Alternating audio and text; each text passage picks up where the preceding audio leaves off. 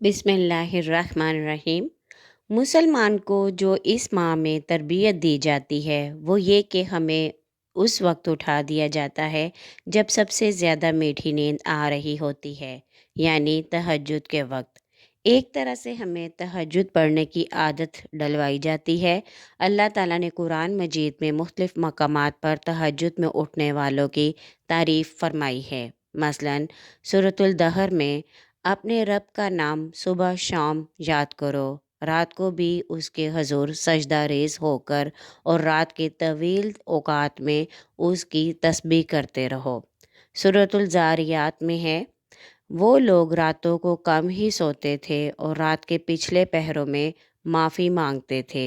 सूरतुल फुरकान में है, अल्लाह ताला ने इबादुर रहमान की खुसूसियात बयान करते हुए फ़रमाया, जो अपने रब के हुज़ूर सजदे और क़याम में रातें गुजारते हैं, जो दुआएं करते हैं कि ए हमारे रब, जहन्नुम के अज़ाब से हमको बचा ले, उसका अज़ाब तो जान का लागू है, वो बड़ा ही बुरा मुस्तकिर और मुकाम है।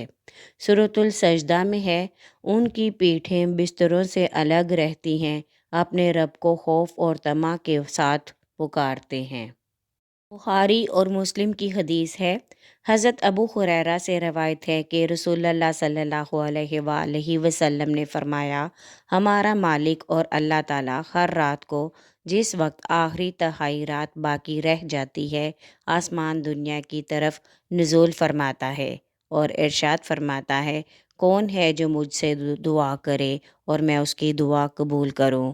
कौन है जो मुझसे मांगे मैं उसको अता करूं? कौन है जो मुझसे मग़फ़िरत और बख्शिश चाहे मैं उसको बख्श दूँ।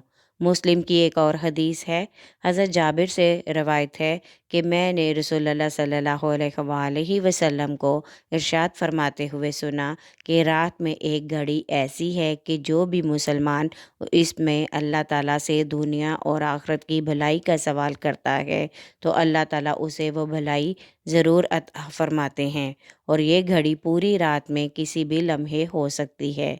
तिरमिज़ी की एक हदीस है, हज़रत अबू मालिक अशेरी से रवायत है कि रसूलुल्लाह सल्लल्लाहु अलैहि वसल्लम ने फरमाया, जन्नत में बाला खाने हैं जो ऐसे शफ़ाफ, लतीफ़ और नूरानी हैं कि उनसे बाहर की चीज़ें अंदर दिखाई देती हैं और अंदर की चीज़ें बाहर से नज़र आती हैं, जिन्हें अल्लाह ताला ने उस शख्स के लिए तैयार किया है जो नरम गुफ्तगू करे, खाना खिलाए और कसरत से रोज़े रखे और उस वक्त नमाज तहज्जुद पढ़े जब लोग मीठी नींद सो रहे हों। सोचने की बात है कि आखिर क्या वजह है कि एक माह हमें सुबह तहज्जुद के वक्त उठने की तरबियत दी जाती है, लेकिन बाकी 11 माह तहज्जुद का वक्त तो एक तरफ रहा, हम सुबह की नमाज भी बाजमात अदा नहीं कर पाते, बल्कि अक्सर कज़ा या फ़ौत हो जाती है। इस चीज़ का मुज़ाहरा माह रमज़ान के अख्ताम पर ही ईद की सुबह नमाज फ़जर में किया जा सकता है कि वही एक दो सफ़ जो रमज़ान से कबल होती थी वही नमाजियों की तादाद हो जाती है।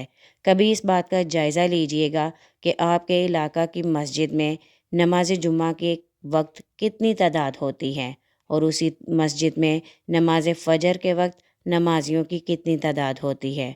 हालांकि हो सकता है कि जुम्मा की नमाज के वक्त कई लोग अपने इलाके में ना हों, जबकि फ़जर की नमाज के वक्त तो तमाम मर्द हजरात अपने अपने घरों में मौजूद होते हैं।